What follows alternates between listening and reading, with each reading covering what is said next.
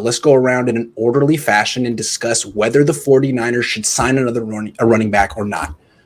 Maverick, you start us off.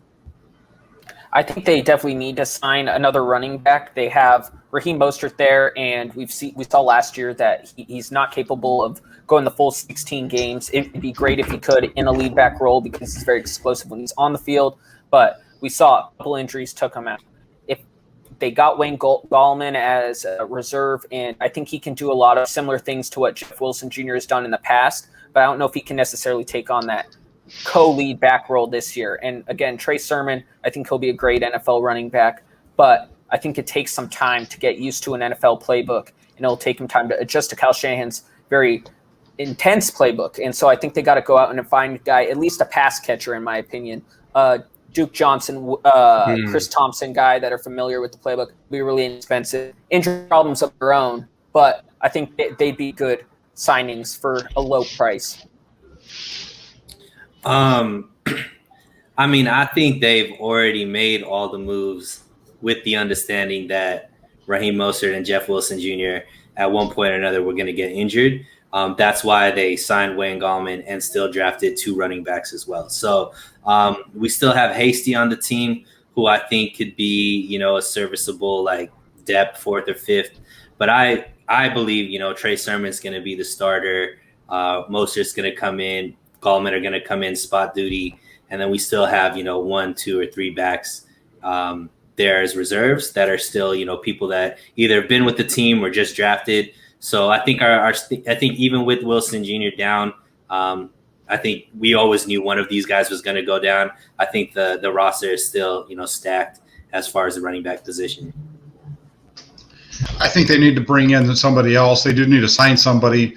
Maybe not somebody that's going to necessarily make the final 53-man roster, but they just need to add some more bodies to that spot to get them through training camp and through the preseason.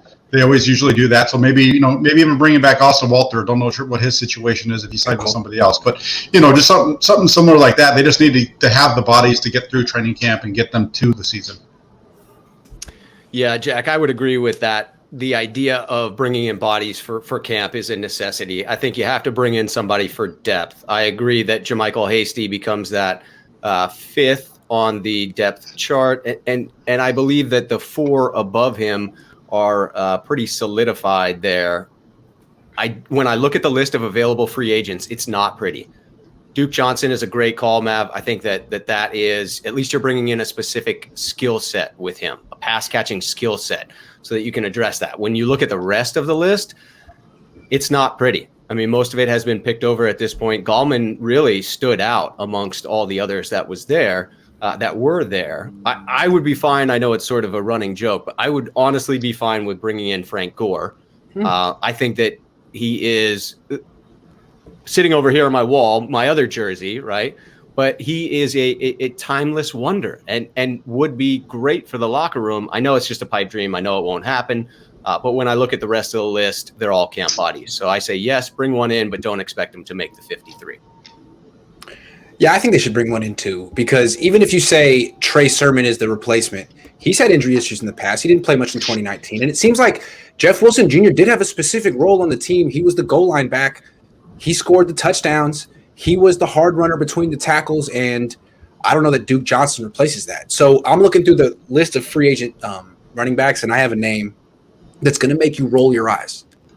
But I wouldn't have been interested in him before this. But without Jeff Wilson Jr., tell me this guy's still a free agent, because on Spot Track he says he is. Todd Gurley?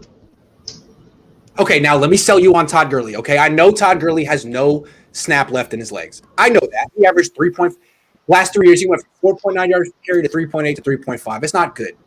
But he scored 9 touchdowns last year, 12 touchdowns, rushed for 9 touchdowns last year, rushed for 12 touchdowns the year before that, 17 the year before that. He does seem like he could be a goal line back while Jeff Wilson Jr. is out, in case Trey Sermon isn't that. I'm just saying. That meme with the guy holding his hands up, that's me right now. Todd Gurley. That's all I'm saying. Todd Gurley. My reasoning for Duke Johnson is because Wilson, I think, was probably the best pass catcher on the team. And we saw Mostert. He had that one catch week 1 where he was not out of the backfield, but he caught that ball against Arizona. But they kind of need to fill that Texas route that they had against Arizona. And Gallman hasn't been an extensive pass catcher in his career. Trey Sermon and Elijah Mitchell, I don't know if you can expect much out of the backfield, at least to start for the first couple weeks of the season.